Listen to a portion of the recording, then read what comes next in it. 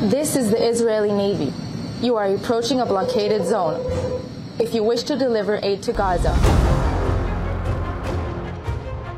বাংলাদেশ থেকে প্রথম ব্যক্তি হিসেবে আলোকচিত্রী ও মানবাধিকার কর্মী শহীদুল আলম যোগ দিয়েছেন গাজার অবরুদ্ধ মানুষের জন্য মানবিক সহায়তা পৌঁছে দিতে যাত্রা করা আন্তর্জাতিক ত্রাণবহর গ্লোবাল সুমুদ ফ্লোটিলায়। কনসায়েন্স নামে একটি বড় জাহাজে রয়েছেন তিনি। এখন পর্যন্ত যে 13টি জাহাজ ইসরায়েল আটক করেছে সেটিতে কনসায়েন্স নেই। ফেসবুকের সবশেষ পোস্টে শহীদুল আলম লেখেন, আমরা বারবার যাত্রা করব, কারণ ওই জলসীমা তোমাদের নয়, ওই ভূখণ্ডও তোমাদের নয়, যতক্ষণ না ফিলিস্তিন স্বাধীন হচ্ছে।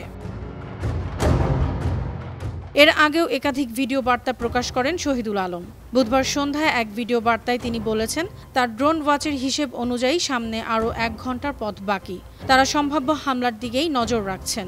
তিনি জানান, এর আগে একটি তুর্কি জাহাজ চোখে পড়েছিল, তবে কোনো বিপজ্জনক পরিস্থিতি ঘটেনি। ইসরায়েল যেটা চেষ্টা করছে সেটা অন্যদের উপর আক্রমণ করে আমাদেরকে সাবধান করার চেষ্টা করছে, আমাদের ভয় দেখানোর চেষ্টা করছে।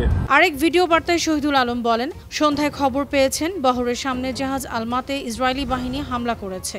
গত 30 সেপ্টেম্বর ইতালি থেকে বৃহত্তম জাহাজ কনসায়েন্সে চড়েন তিনি বলেছেন, আমি বাংলাদেশের প্রথম ব্যক্তি হিসেবে গাজায় যাচ্ছি, কিন্তু বাংলাদেশের সব মানুষের ভালোবাসা আমার সঙ্গে বহন করছি। আমরা কনসায়েন্সে আছি। এইমাত্র সংবাদ আসলো যে আলমার উপর আক্রমণ হয়েছে। এই মিশনে আছেন বাংলাদেশি বংশোদ্ভূত ব্রিটিশ নাগরিক মানবাধিকার কর্মী রুহি লরেন আখতার।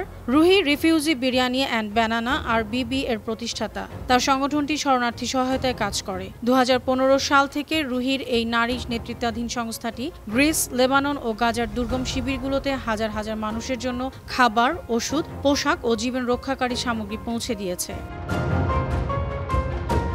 এদিকে সবশেষ খবরে জানা গেছে, ফিলিস্তিনের অবরুদ্ধ গাজায় মানবিক সহায়তা পৌঁছানোর জন্য নৌযান মিকেনো বৃহস্পতিবার গাজার উপকূলে পৌঁছেছে। পরে ইসরায়েলি সেনারা জাহাজের নাবিকদের ধরে নিয়ে যায়, ভিডিও রেকর্ডিং বন্ধ করে দেয়। বহরের 13টি নৌযান থেকে 37টি দেশের 200-রও বেশি অধিকার কর্মীকে আটক করে ইসরায়েলে নেওয়া হয়েছে।